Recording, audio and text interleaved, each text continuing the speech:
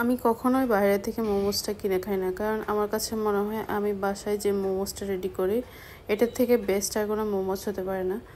আমি আপনাদেরকে একটা জিনিস শিওর করে বলতে পারবো যে এটা আমার কাছে মনে হয় বেস্ট একটা মোমোস। আর আপনারা যদি এভাবে রেডি করতে পারেন, আমি শিওর যে আপনি আর বাইরে থেকে কখনো মোমোসটা কিনে খাবেন না। আর এই গ্রিন কালার মোমোসটা তো আরও বেশি মজা। আর আপনারা ফুড কালার ছাড়া কিভাবে এই গ্রিন মোমোসটা রেডি করবেন সেটাই শেয়ার করবো আজকে আপনাদের সাথে। তো চলুন শুরু করি আপনার রেসিপিটা। আমি এখানে নিয়েছি 1 কাপের মতো মটরশুঁটি, সেই সাথে দিয়ে দিব কিছুটা ধনেপাতা। চাইলে আপনারা এখানে কিছুটা পুদিনা পাতাও অ্যাড করতে পারেন। পরিমাণ মতো পানি দিয়ে এখন এটাকে আমি ব্লেন্ড করে নিব। আপনারা চাইলে এই কাজটা পালং শাক দিয়েও করতে পারেন, তবে বেশি টেস্ট আসে যখন আপনি মটরশুঁটি দিয়ে করবেন। এটা আমি আগে একবার রেডি করেছিলাম, সবাই অনেক বেশি পছন্দ করেছে, তাই ভাবলাম আপনাদের সাথে শেয়ার করি। এরপরে আমি একটা ছাঁকনির সাহায্যে এটা থেকে পিউরিটা বের করে নিব। এটা পিউরিটা বের করে নিলে ডোটা ভালো আসে। এখন এখানে পরিমাণ মতো লবণ দিয়ে আমি এটাকে খুব ভালোভাবে মিক্স করে নিব। এরপরে এখানে দিয়ে দিব 2 কাপ ময়দা, অর্থাৎ এখানে 1.5 কাপের মতো পিউরিটা বের হয়েছে। আপনারা যদি এখানে পানিটা অ্যাড করেন সেক্ষেত্রে 1.5 কাপ পানি অ্যাড করলে একটা পারফেক্ট ডো রেডি করতে পারবেন। আর ডোটা খুব বেশি শক্ত বা খুব বেশি নরম হবে না, একটা আঠালো ডো রেডি করতে হবে। দেখতে পাচ্ছেন খুব ভালোভাবে আমি মথে নিয়ে একদম ক্লিন একটা ডো রেডি করে নিয়েছি। এখন যে হোয়াইট কালারটা রেডি করেছিলাম সেটা রেডি করে নিব।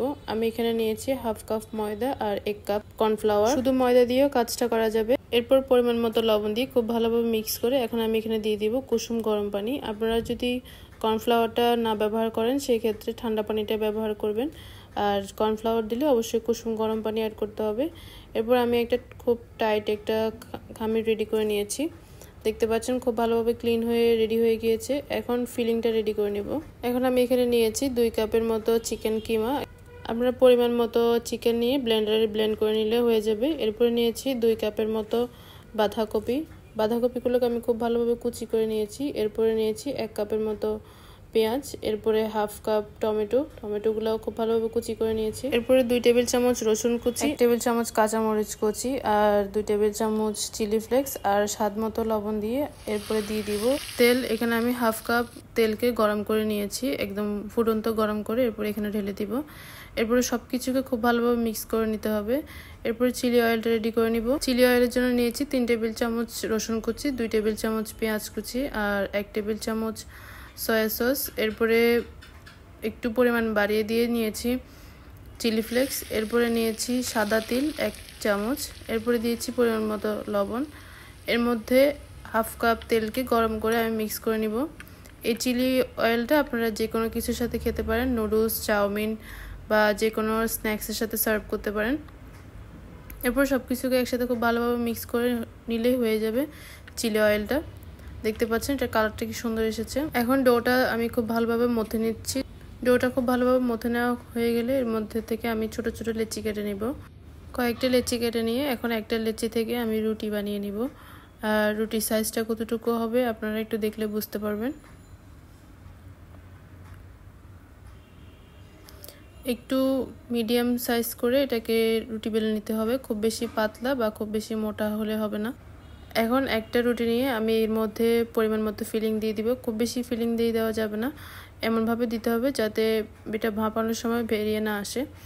এরপরে আমি সবথেকে সহজ শেপটা আপনাদেরকে দেখিয়ে দিচ্ছি, আপনারা একটু দেখলে বুঝতে পারবেন। আসলে এটা বলে বোঝানোর মতো কিছু নেই, আপনারা একটু দেখলে বুঝতে পারবেন। আর এই শেপটা আমার কাছে মনে হয় সবথেকে সহজ, এটা যে কেউ রেডি করে নিতে পারবে।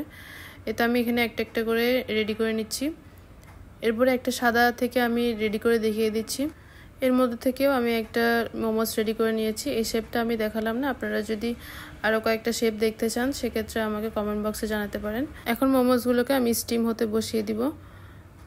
এখন আপনাদেরকে দেখিয়ে দিচ্ছি কিভাবে একটা রুটি বেলে আপনারা অনেকগুলো মোমোসের শিট রেডি করে নিতে পারবেন।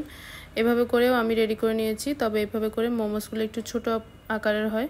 আর এই মোমোসের শেপটাও খুব সহজ। আমি আরও একটা মোমোসের শেপ দেখিয়ে দিলাম। 10 মিনিটের মতো করে আমি মোমোসগুলোকে স্টিম করে নিয়েছি। এর মধ্যে এটা খুব ভালোভাবে ভিতর থেকে কুক হয়ে গিয়েছে। এরপরে নামিয়ে নিয়ে আমি চিলি অয়েলের সাথে এটাকে সার্ভ করেছি। আপনারা একবার হলেও এই রেসিপিটা ট্রাই করে দেখবেন। তো আজকের রেসিপিটা এই পর্যন্ত। আপনাদের কাছে কেমন লেগেছে অবশ্যই কমেন্ট বক্সে জানাতে ভুলবেন না। ধন্যবাদ সবাইকে।